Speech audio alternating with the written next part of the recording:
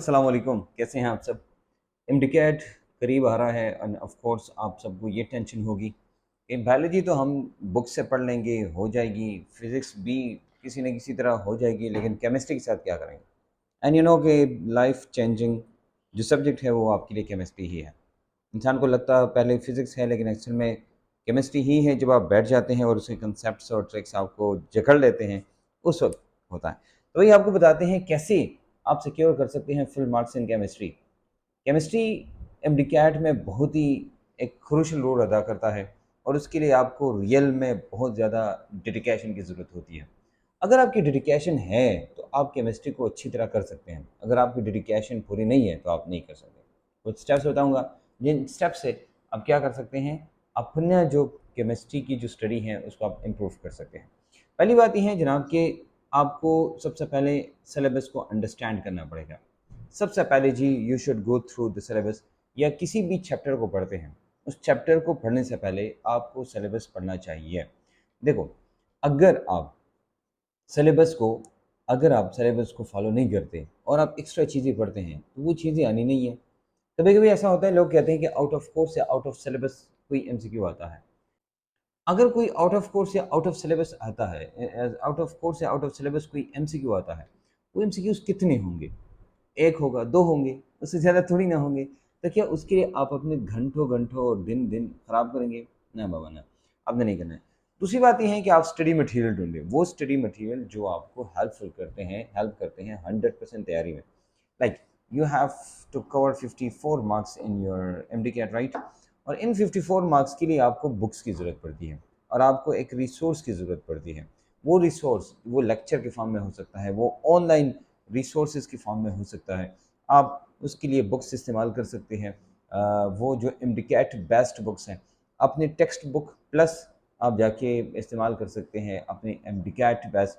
आप मुझे कहते हैं कि सर रिकमेंड करें सबसे अच्छी किताब आपके लिए कौन सी है इम्डिकेट की, तो मैं आपको एक ही किताब रिकमेंड करूँगा फॉर केमिस्ट्री, और उसका नाम है chemistry in my pocket. End of course ये एक ऐसी किताब है जिसमें आपको पूरा डाटा, अगर आप रिविजन भी करते हैं in the last test, for example आपके पास 10 दिन है और आप 5 दिन है, 8 दिन है और आप रिविजन करना चाहते हैं, तो भी आपके लिए ये बुक बिल्कुल बेहतरीन है, क्योंकि आपने डेफिनेटली स्टडी की होगी।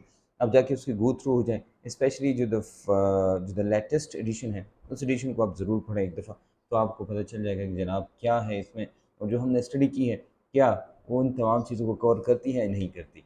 या कुछ चीज़ें ऐसी हैं जो इस बुक में है लेकिन हमने मिस की है, जो क्या चीज़ें हैं, आप उनको उधर से कवर कर सकते हैं। उसके बाद इनलाइन ऑनलाइन रिसोर्सेज हैं जनाब, तो बहुत सारे ऑनलाइन रिसोर्सेज आपको मिल जाएंगे। जैसे आपको यूट्यूब चैनल्स मिलते हैं, M D CAT in my pocket. MCQs के लिए आप अली सीरीज़ बुक्स बाई ऐसी है यूट्यूब चैनल फॉलो कर सकते हैं, जो आपको exactly M D CAT best MCQs ही देते हैं। तीसरी सबसे इंपॉर्टेंट बात यह है कि भाई आपका एक स्केड्यूल होना चाहिए, और एक टाइट स्केड्यूल होना चाहिए। मतलब वो एसएसएस स्केड्यूल जो एक specific amount of each day you give to the chemistry. आप केमिस्ट्री आपको पता हो, देखो केमिस्ट्री ऐसे टाइम पे आपको पढ़नी चाहिए कि वो टाइम जब आपका माइंड बिल्कुल क्लियर हो। यानी सुबह के टाइम, मॉर्निंग के टाइम आप इसको पढ़ सकते हैं। अगर आप किसी और टाइम पढ़ते हैं तो डेफिनेटली आपके लिए वो इतनी हेल्पफुल नहीं होगी जितना कि आप मॉर्निंग के टाइम या जब उठते हैं उसके बैच पढ़ते हैं। लेकिन आपको मैंने पहले कहा, आपको एक एमडीकैट स्पेसिफिक केमिस्ट्री कंटेंट चाहिए, और वही आपको पढ़ना चाहिए, और स्केड्यूल में भी आपको वही चीज़ें ऐड करनी चाहिए जो ये है। अब याद रखने, अपनी जो स्टडी टाइम है उसको सिलेबस के मुताबिक आप डिवाइड करें। जैसे आपका सिलेबस है, उस सिलेबस के मुताबिक आप उसको डिवाइड करें, और कोशिश करें कि पूरा का पूरा सिलेबस आप कवर करें इन कमिंग जो भी डेज रहते हैं उनमें। और ये जो आप जब पढ़ते हैं उसके बाद आप एक किस रिवीजन करें। रिवीजन का तरीका क्या है? फॉर एग्जांपल आपने 1 घंटा 2 घंटा कोई टॉपिक पढ़ा, कोई चैप्टर पढ़ा, उसके बाद आप किताब बंद करके देखिए। आप ऐसे फॉर एग्जांपल बैठें, और बैठे बैठे आप सोचिए भाई मैंने आज पढ़ा है फॉर एग्जांपल इलेक्ट्रोकेमिस्ट्री। इलेक्ट्रोकेमिस्ट्री के अंदर सबसे पहली चीज़ आती है कि ऑक्सीडेशन क्या है, रिडक्शन क्या है। उसके बाद ऑक्सीडाइजिंग एजेंट क्या है, रिड्यूसिंग एजेंट क्या है। ऑक्सीडाइजिंग एजेंट कौन सा है, रिड्यूसिंग एजेंट कौन सा है। फिर उसके बाद हमारे पास रेडॉक्स रिएक्शंस होते हैं, इसमें ऑक्सीडेशन भी है, इसमें रिडक्शन भी है। फिर उसके बाद ऑक्सीडाइजिंग रेडॉक्स रिएक्शन 3 किस्म के हैं। कौन कौन सा है? ये। अच्छा, फिर जो है कंडक्टिविटी होती है, किस तरह होती है? भाई दो तरीके हैं, एक इलेक्ट्रॉन जाता है, दूसरा इलेक्ट्रोलाइट जाता है। अच्छा, इसके अंदर दो सबसे इंपॉर्टेंट चीज़ें हैं।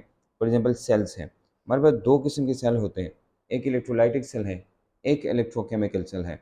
एक वो जिसको हम एनर्जी देते हैं, दूसरा वो जो हमें एनर्जी देता है। ऐसे आप आंखें बंद करके या ऐसे बैठें और आप अपने साथ इसको रिवाइज करें, भोलें, और आप पढ़ेंगे तो आपको अंदाज़ा हो जाए कि वट एवर आई से जो आपको याद हो जाएगा। Do understand? Same is the case in organic chemistry. Organic chemistry सबको करेंगे आप।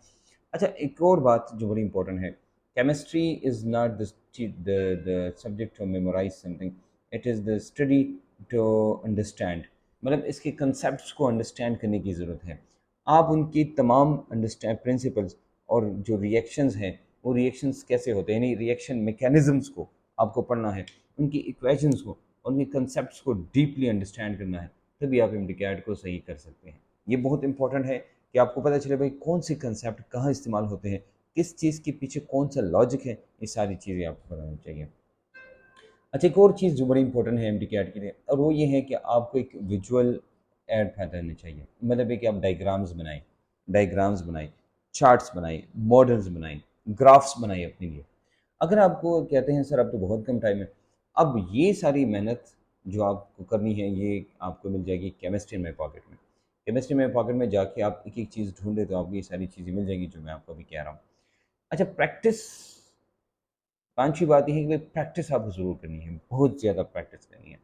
देखो, आप अगर एमसीक्यूज़ हल करते हैं तो ये आपकी प्रैक्टिस है। मैं कहता हूँ भाई एमसीक्यूज़ एमसीक्यूज़ एमसीक्यूज़, बस ये चीज़ याद रखना। आप क्या करते हैं, आप एमसीक्यूज़ हल कर सकते हैं।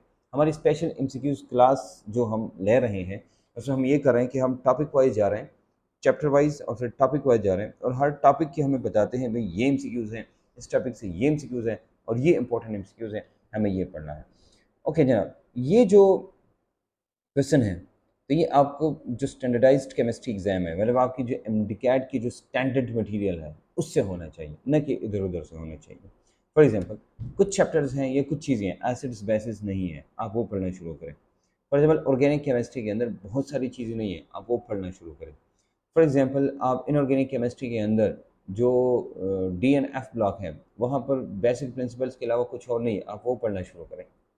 शायद हो सकता है बाकी सारी चीज़ें जो आप पढ़ते हैं उसमें एक एमसीक्यू का फ़ायदा हो, लेकिन आपका जो टाइम वेस्ट होता है वो वो गलत है। The sixth point, you should take mock tests. आपको टेस्ट देने चाहिए। एक फुल लेंथ पेपर होता है। देखो, दो बातें हैं। नंबर एक, आप ऑनलाइन भी दे सकते हैं, अगर आप कहें तो हम आपको ऑनलाइन 15,000 एमसीक्यूज़ जो है वो प्रोवाइड कर सकते हैं। जाके आप घर में प्रैक्टिस करें, फिर आप देखिए, आपको पता चल जाएगा। अगर आप दूर हैं कहीं सिटी से, कहीं भी आप हैं, तो आप हमारी हेल्प ले सकते हैं उसमें, और हम आपकी हेल्प कर सकते हैं। लेकिन नहीं, आप सिटी के अंदर हैं और आप जाके कोई हार्ड कॉपी गेन कर सकते हैं, तो दूसरा तरीका ये है कि आप हार्ड कॉपी भी इधर से ऑर्डर कर सकते हैं। हम आपको हार्ड कॉपी सेंड कर लेंगे, जाके घर में बैठ के आप पढ़ें और हल करें, एक टाइम फ्रेमवर्क रखें और उसके मुताबिक आप करें। नहीं तो आप किसी भी अकेडमी में जा सकते हैं, वहाँ पर आप टेस्ट दे सकते हैं। बहुत अच्छी अकेडमीज़ हैं, अच्छा अच्छा सिस्टम है जो आपको मिल जाएगा, और अच्छा ना भी है तो कम से कम आपकी प्रैक्टिस हो ही जाएगी। आपने टेस्ट के एंड में एनालाइज करना है अपनी परफॉर्मेंस को, कि भाई जो मेरी परफॉर्मेंस है वो कितनी है, और क्या मेरी वीक एरियाज़ क्या है। देखो, दो किस्म के स्टूडेंट्स होते हैं। एक वो होता है जिनके मार्क्स अच्छे नहीं आते, तो जाके देख बैठ जाता है और वो देखता है कि वो मेरे जो वीक पॉइंट्स है वो कहाँ है, या वीक एरियाज़ है वो कहाँ है, वो जाके उसको इम्प्रूव करता है। दूसरा स्टूडेंट होता है कि जो वीक एरियाज़ हैं उस पर रोना धोना शुरू करता है, ओहो ये तो मेरे मार्क्स कमाए, ये क्यों कमाए। अब भाई जाके उसको, जो आपकी वीक एरियाज़ है उसको कंट्रोल करो, बस बात ख़त्म। ओके जनाब, नेक्स्ट, आपको जनाब हेल्प लेनी चाहिए। अगर आपको कहीं भी ज़रूरत है तो आपको एक टीचर, एक ट्यूटर, एक ऐसा बंदा जो आपको पार्टिकुलरली उस टॉपिक के बारे में बता सकता है, physics, chemistry, biology, English, logical reasoning, इनके बारे में। तो वही हेल्प लेने से, अगर आपको केमिस्ट्री में कोई मसला है, कोई डाउट है या कोई चीज़ है, तो of course you can ask me any time without any hesitation. मैं नंबर देता हूँ, उस नंबर पे आप मैसेज कर सकते हैं और वो मुझे बताएंगे, तो फिर मैं आपकी हेल्प कर सकता हूँ। अब दो तीन चार बातें हैं जो कि अब स्टडी से थोड़ी सी आउट हैं, मतलब ये तो थी स्टडी आपके रूटीन के मुताबिक। लेकिन अब मैं बात बताना चाहूँगा कि जो हमारा आठवां पॉइंट है, जो सबसे इम्पोर्टेंट पॉइंट है, आपको भाई हेल्दी रहना है। लोग सोते नहीं है, खाते नहीं है, पीते नहीं है। अब ये जो आदत है ये आपको ख़राब करती है। आपको सही फिज़िकल एंड मेंटल हेल्थ की ज़रूरत है, सही फिज़िकल एंड मेंटल हेल्थ की। अगर आपकी हेल्थ कोई भी ख़राब है, तो याद रखना आपका एमडी भी ख़राब होगा। क्योंकि अगर प्रॉपर रेस्ट आप नहीं करते, बैलेंस्ड डाइट नहीं लेते, रेगुलर एक्सरसाइज नहीं करते, तो याद रखना आपकी पूरी कंसंट्रेशन और मेमोरी ख़राब हो जाती है। एंड यू नो कि जब आप किसी चीज़ को पढ़ते हैं सही तरीके से और फिर जाके सोते हैं, वो जाके स्टोर हो जाता है। लेकिन आप पढ़ते हैं, पढ़ते हैं, पढ़ते हैं, तो वो स्टोर नहीं होता। स्टोरेज का जो तरीका है, वो जो प्रोसेस है, वो तब होता है जब आप सोते हैं। तो इसलिए आपको पता होना चाहिए जनाब कि आपने प्रॉपर रेस्ट लेना है, बैलेंस्ड डाइट होनी चाहिए और साथ में एक एक्सरसाइज, रेगुलर एक्सरसाइज। एक्सरसाइज ज़रूरी नहीं कि भाई आप जिम जाइए, वो करें, भागे दौड़ें, कुछ भी हो सकता है। आप अपनी एक एक्सरसाइज स्केड्यूल बना सकते हैं। अच्छा, the ninth second last part है कि भाई आपको अपडेटेड रहना है।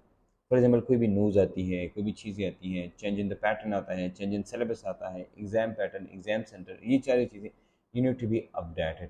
अगर आप अपडेट्स रखना चाहते हैं तो हमारे साथ इधर ही हमारे YouTube channel MD CAT in my pocket पर आप अपडेट रह सकते हैं, या हमारा जो फेसबुक पेज है ऐसे अली कोचिंग अकेडमी, या हमारा chemistry with sir Ali Sudais, ये जो है इसमें भी आप हमारे साथ रह सकते हैं and we will keep you updated. Last point, कुछ भी हो जाए लेकिन आपको अपने आप पर यकीन नहीं है, तो याद रखना आप नहीं कर सकते हैं। ये you must believe in your self. याद रखना आपको एक पॉजिटिव एटीट्यूड रखना है। आपको ये बताना है खुद को, भाई मैं कर सकता हूँ। और आपकी जो एबिलिटीज़ हैं, वो एबिलिटीज़ पर आपको यकीन होना चाहिए। होता क्या है, हम कहते हैं भाई हम कर सकते हैं, कर सकते हैं, कर सकते हैं, लेकिन अंदर ही अंदर हमारे अंदर यार मैं नहीं कर सकता। और ये वीडियो जो देखकर उसमें 90% लोग ऐसे होंगे जो अंदर ही अंदर कहेंगे यार हम तो नहीं कर सकते, लेकिन लोग कहेंगे हाँ कर सकते हैं। आप में एक कॉन्फिडेंस होना चाहिए, और एक रियल कॉन्फिडेंस होना चाहिए, एक अंदरूनी कॉन्फिडेंस होना चाहिए, न कि एक बाहर वाला और शो ऑफ वाला होना चाहिए। You should you should maintain a positive attitude and believe in your abilities. याद रखना, तो याद रखना अगर आपका कॉन्फिडेंस है तो तभी आप you can perform well in your exam, नहीं तो आप नहीं कर सकते। ये दो तीन चार छोटी मोटी बातें आप भी याद रखिएगा। और एम डी कैट के लिए तैयारी है तो आप किसी भी कम्पिटिटिव एग्ज़ाम, मतलब एम डी कैट के लिए या किसी भी कम्पिटिटिव एग्ज़ाम, जैसे नम्स आ रहा है, एफ एम डी सी है, फिर और एग्ज़ाम्स देंगे, आर्ट्स वगैरह देंगे, उसके लिए कंसिस्टेंट एफर्ट और डेडिकेशन की ज़रूरत होती है। कंसिस्टेंट मतलब मुसलसल, ये नहीं कि भाई आपने एक हफ़्ता बहुत अच्छी स्टडी की और अगला हफ़्ता आपने रेस्ट किया। नॉट एट ऑल भाई, नहीं। आपने कंसिस्टेंटली काम करना है, आपको डेडिकेशन चाहिए। जितना अर्ली आप उसको स्टार्ट करेंगे और करेंगे, अपने प्लान के साथ आप स्टिक होंगे, और जितना फोकस्ड रहेंगे अपने गोल के साथ, याद रखना आपकी तैयारी उतनी अच्छी होगी और आपके इतने ही अच्छे मार्क्स आएंगे। आखिर में मैं कहना चाहूँगा, good luck with your MD-CAT chemistry preparation and good luck for your coming MD-CAT exam। मिलेंगे इंशाल्लाह एक नई वीडियो के साथ। इजाज़त दीजिए।